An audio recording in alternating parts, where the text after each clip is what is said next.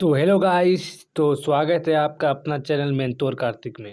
जैसा कि हमारा सेमेस्टर 2 का सीरीज चल रहा है, हम लगातार सेमेस्टर 2 हिस्ट्री ऑनर्स में लगातार हम वीडियो अपलोड करते जा रहे हैं। और सारा वीडियो, मैंने जितने भी वीडियो अपलोड किए हैं सारा MBBI है। अक्सर ये क्वेश्चन सेमेस्टर 2 के हिस्ट्री ऑनर्स के पेपर में मिलेंगे, और जिसका हिस्ट्री जी है उसका पेपर में भी ये क्वेश्चन कहीं ना कहीं मिलेंगे। जैसा कि हमारा सेमेस्टर 2 का आज का इम्पोर्टेंट क्वेश्चन क्या है? संगमकालीन सामाजिक व्यवस्था। संगमकालीन सामाजिक व्यवस्था कैसा था, इस पे हम फुल्ली डिटेल्स में बात करेंगे। और जितना भी इसमें जितने भी इम्पोर्टेंट फैक्ट निकलेंगे उससे डायरेक्ट ऑब्जेक्टिव में क्वेश्चन पूछ सकते हैं। तो अब देखते हैं हम कि संगमकालीन सामाजिक व्यवस्था कैसा था। चलिए फ्रेंड, तो अब हम संगमकालीन सामाजिक व्यवस्था पर डिटेल्स में बात करते हैं। देखिए, पहला पॉइंट है, उत्तर भारत की तरह संगम काल का समाज भी वर्ग भेद पर आधारित था। ठीक है, समाज किस पर आधारित था? वर्ग भेद पर आधारित पर, यानी कि समाज कुछ भागों में बटा हुआ था। देखिए उत्तर, देखिए यहाँ पे देखिए पहला क्या लिखा हुआ, उत्तर भारत की तरह। उत्तर भारत में भी यही प्रथा था, तो उत्तर भारत के प्रभाव कहीं ना कहीं दक्षिण भारत में पड़ा। तो दक्षिण भारत में यानी संगम काल। देखिए संगम काल का अर्थ क्या है? तो संगम काल हम कहाँ पढ़ते हैं? तो दक्षिण भारत के इतिहास में पढ़ते हैं। ठीक है, संगम काल कहाँ पढ़ते हैं? दक्षिण भारत के इतिहास में। तो ये वर्ण थे जो समाज, देखिए संगम काल का जो समाज वर्ग भेद पर आधारित था, वो कौन कौन वर्ग भेद थे? देखिए ये वर्ण थे, ये 5 वर्ण थे।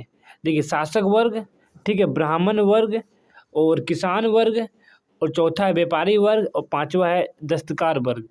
शासक को क्या कहा जाता था? तो अरसर। देखिए शासक को क्या कहा जाता था? तो अरसर। ब्राह्मण को पहले संगम काल में क्या कहा जाता था? सुड्डुम। किसान को वेल्लाल। ठीक है, वेल्लाल। व्यापारी को वेनिगर, और दस्तकार को पुल्लेइन। पुल्लेइन। अब क्वेश्चन पूछ सकता है कि संगम काल में ब्राह्मण को क्या कहा जाता था? तो सुड्डुम। फिर वेल, अब क्वेश्चन ये भी पूछ सकता है, इसको घुरा के थोड़ा हार्ड में, तो संगम काल में वेल्लाल का क्या तात्पर्य है? तो ऑप्शन दे देगा कि दस्तकार, व्यापारी, ब्राह्मण, शासक। तो कौन क्या? तो किसान। शासक को संगम काल में क्या कहा जाता था? अरसर। देखिए ये बहुत ही इंपॉर्टेंट है, मतलब कि संगम काल में किसको क्या कहा जाता था, ये शब्दावली हुआ। ठीक है, हर आपको प्राचीन भारत यदि पढ़ रहे, यदि आप पढ़ते होंगे तो आप कहीं ना कहीं देखेंगे कि हर काल में, ठीक है, हर वंश में कोई नया नया शब्दवाली मिलते रहता है। ठीक है, तो इसी प्रकार संगम काल का है, ब्राह्मण को सुड्डुम, वेलाल के संबंध है किसान का। आगे देखिए, संगम संगाज में राजा के बाद ब्राह्मणों की स्वज स्थान था। देखिए राजा के बाद कौन शीर्ष में था? तो ब्राह्मण। हम पहले भी गुप्त काल में बताए थी, ब्राह्मण ही स्वज था, उसके बाद क्षत्रिय था, फिर वैश्य था, फिर शूद्र था। शूद्र को चंडाल कहा जाता था संगम काल में, ये गुप्त काल में। देखिए ये राजा के बाद ब्राह्मणों का शीर्ष स्थान था। इसके बाद वेल्लाल। देखिए वेल्लाल कौन था? तो कृषि था। वेलाल किसान था। ठीक है, जो प्राय देखिए वेलाल लोग क्या कार्य करते थे, यानी कृषि यानी कि जो किसान थे वो क्या कार्य करते हैं? तो कृषि के कार्य करते थे, जो अभी भी कर रहे हैं। देखिए वेनिगर शब्द का उल्लेख व्यापारी वर्ग के लिए किया जाता था। देखिए हम जैसे कि हम पहले ऊपर बताएं कि वेल्लाल, यानी कि उसी को यहाँ पे वेनिगर कहा रहा है, जिसको वेनिगर मतलब कि व्यापारी को कहा जाता था।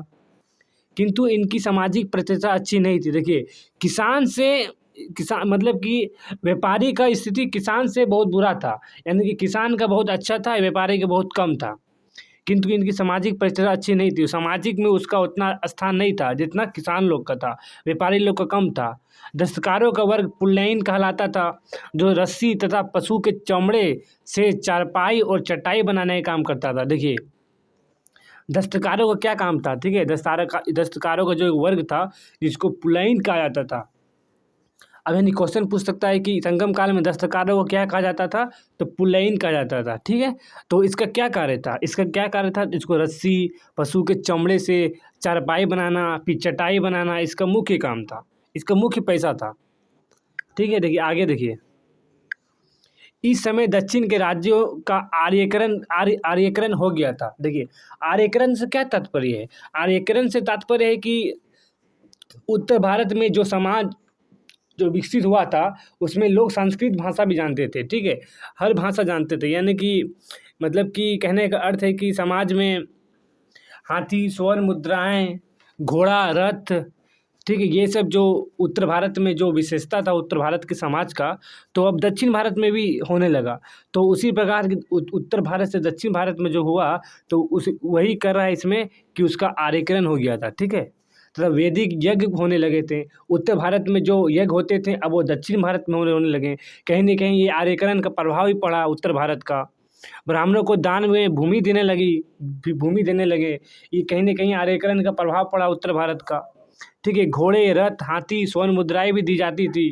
ये सब विशेषता उत्तर भारत के थे। उत्तर भारत से ही ये दक्षिण भारत में आए।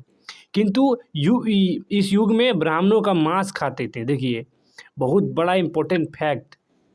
देखिए, इस फैक्ट को देखिए, इसे अब लिख, यदि आप क्वेश्चन आया, यदि आप इसे लिख दीजिएगा और अंडरलाइन कर दीजिएगा कि इस युग में ब्राह्मण मांस खाते थे, आपको बहुत नंबर मिलने वाले हैं। ठीक है, ताड़ी पीते थे। देखिए, मांस खाते थे, ताड़ी पीते थे। कौन? ब्राह्मण। समाज में बुरा नहीं माना जाता था। ऐसा मतलब कि ब्राह्मण मांस भी खा सकता था, ताड़ी पीता था, लेकिन ताड़ी पीते थे, लेकिन समाज में बुरा उसे नहीं माना जाता था संगम काल में, खास करके संगम काल में। देखिए आगे, देखिए स्त्री की स्थिति देख लेते हैं। संगम काल में स्त्री की स्थिति अच्छी थी। देखिए, मतलब पिछले काल की तुलना में इस काल की जो स्त्री की स्थिति थी बहुत अच्छी थी। दरबारों में गायकों के साथ साथ नर्तकियां नाचती थी, जिन्हें पानार और वेडिलियर कहलाता था। मतलब कि आप क्वेश्चन पूछ सकता है कि संगम काल में पनार और वेडिलियर किसे कहा जाता था? तो स्त्रियों की। ठीक है, संगम काल में अस्पृश्यता थी, लेकिन दास प्रथा का उल्लेख नहीं था। इसका कहने का तात्पर्य समझे? अस्पृश्यता, ठीक है, अस्पृश्यता मतलब छुआछूत। मतलब संगम काल में उत्तर भारत की तरह छुआछूत था। ठीक है, कहीं ना कहीं यहाँ देखिए, लेकिन क्वेश्चन देखिए, दास प्रथा का उल्लेख नहीं था। अब क्वेश्चन पूछ सकता है कि निम्नलिखित में से, यानी संगम काल में निम्नलिखित में से क्या नहीं था? अब क्वेश्चन पूछ, अब देखिए, जैसे कि दास प्रथा नहीं था उसमें। ठीक है, इसे याद रखिएगा, बहुत ही इंपॉर्टेंट फैक्ट है।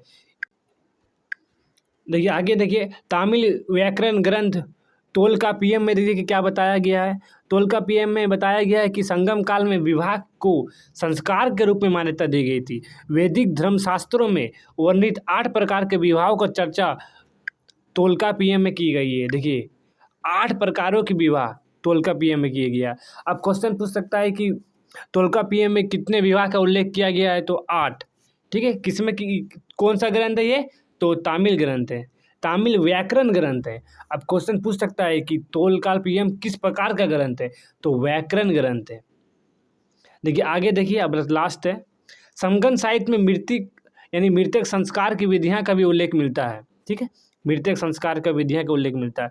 इस काल में अग्निदाह यानी कि आग में जलाने की प्रथा, ठीक है, इस काल में आग में जलाने की प्रथा, समाधिकरण, दोनों ही विधियां प्रचलित थी। ठीक है, समाज में देखिए, समाज में सती प्रथा का प्रचलन था। विधवाओं की दशा दयनीय थी, यानी कहीं न कहीं विधवाओं की स्थिति जो इस काल में थी बहुत ही मतलब कि अच्छी नहीं थी पहले की तुलना में। सती प्रथा का प्रचलन था इसमें। ठीक है, तो इस प्रकार हमारा आज का टॉपिक कवर हुआ, जो कि बहुत ही इम्पोर्टेंट है। ठीक है, ये सेमेस्टर के लिए ही नहीं, अब बीपीएससी ले लीजिए, एसएससी ले लीजिए, केंद्र लेवल का यूपीएससी ले लीजिए, यूपीपीएससी ले लीजिए, जेपीएससी ले लीजिए, हर एग्ज़ाम के लिए इम्पोर्टेंट है। आपको मेंस में इससे काफ़ी फ़ायदा होगा। तो यदि वीडियो अच्छा लगा तो वीडियो को लाइक सब्सक्राइब कर दीजिएगा।